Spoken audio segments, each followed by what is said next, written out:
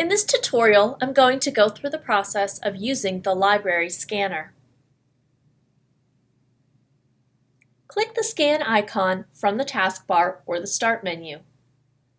Load your document in the scanner face down and top aligned with upper right corner closest to the arrow. From the Scan app, select your file type. PDF is most commonly used for sending documents via email.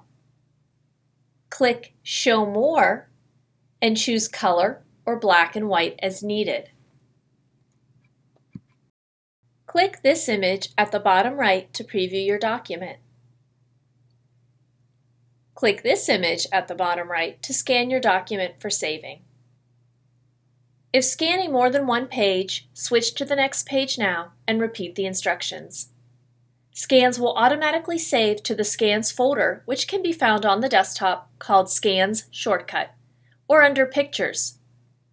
Please delete your documents after use.